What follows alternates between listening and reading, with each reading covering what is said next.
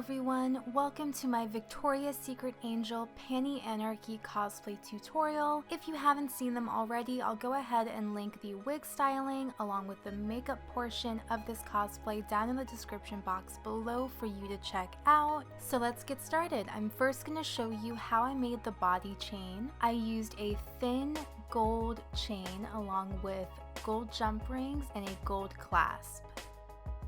I started by measuring the length of the chain around my neck, then I cut the chain to the desired length, then I used 2 jump rings to attach the chain to both sides of the clasp, and as you can see I am using jewelry pliers to do this. From here I used another jump ring to attach a longer piece of chain down the center of my body, then cut it just below my bust. I then cut another piece of chain around the same length to attach to the back. I draped another piece of chain along the side, right at the waist. I cut the chain to the length I needed. Then I secured these pieces to the bottoms of the center chains with 2 more jump rings.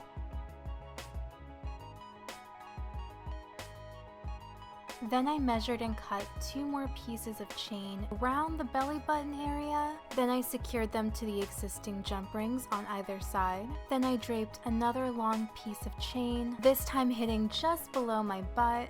Then I cut the 2 pieces to the length I needed, then secured them to both jump rings on either side.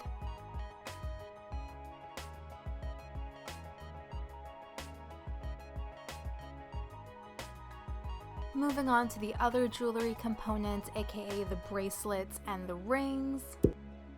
A small amount of the thermoplastic pellets into some hot water, waiting until the pellets turn translucent, then carefully removing them out of the water, then start to mold and shape the pellets into a snake.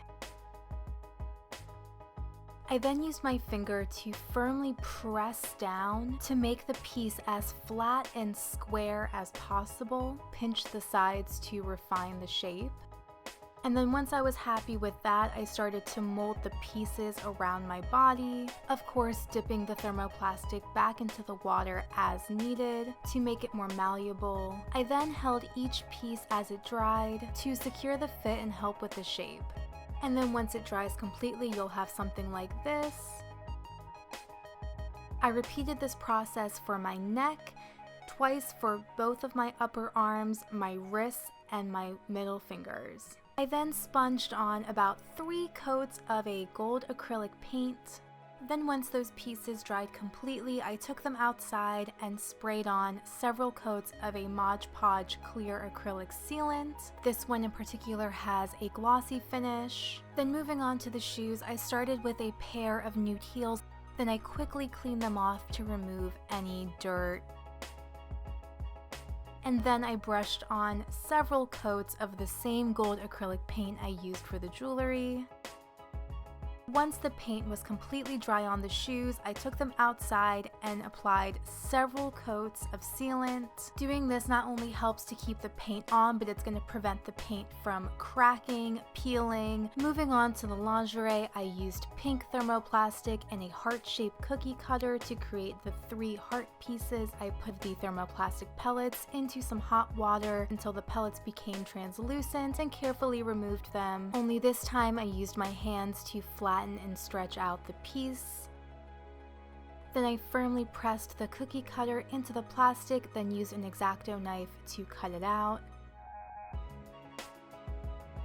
I also took a little sandpaper to smooth out any rough edges as needed. And then for the actual lingerie pieces, I chose a white lacy push-up bra along with the matching white lace panties, which I actually wore white bikini bottoms underneath.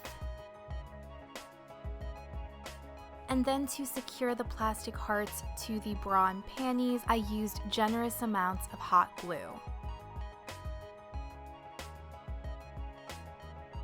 So last but certainly not least are the angel wings. This was my first time making wings. I definitely learned a lot. This was my first mistake. Looking back, I should have bought an even thicker, more durable wire. I sort of eyeballed the amount I needed, then began to mold it into an M shape.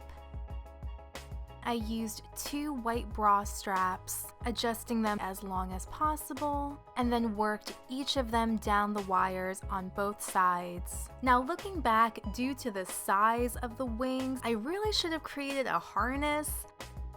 And then for the panels of the wings, if you will, I chose to use a thicker, I think it's called interfacing. I basically rolled it out, then stretched one side, and then I secured the wire to the interface with hot glue.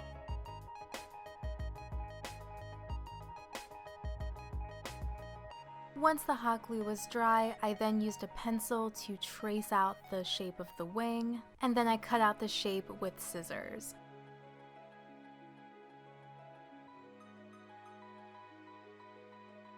Now because I was having stability issues, like I said, the wire I chose for the frame was not strong enough. I ended up using some white thread to sew the 2 panels closer together in order to have them positioned where I wanted them to be. To make the feathers, I freehanded 3 sizes of feathers, 1 large, 1 medium, and 1 small, onto a piece of white craft foam, then cut them out. You can make your feathers as intricate and detailed and realistic as you'd like, but personally, getting the general shape was enough for me. I then traced my feathers onto another piece of interfacing. The interfacing I used for the feathers is slightly thinner and a little more sheer than the one I used for the panels.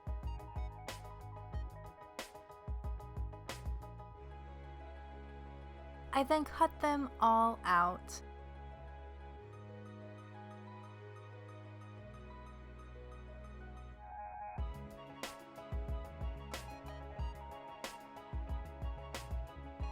So here I'm starting with the inside of the wings. For the bottom, I used the bigger and medium-sized feathers.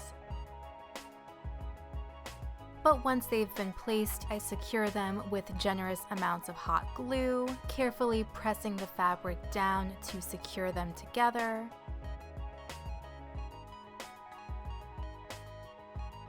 Then moving on to the second row of feathers, I started with the larger feathers, then moving towards the center, I started using the medium feathers. Then once again, use the hot glue to secure.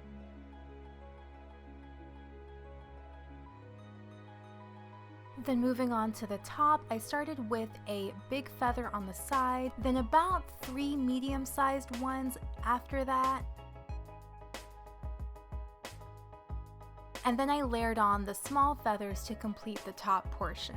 I definitely recommend mapping out the feathers first before you glue them down. That way you can see exactly where you want to put them, and if you're running low on feathers, you can at least make the most out of the ones that you have.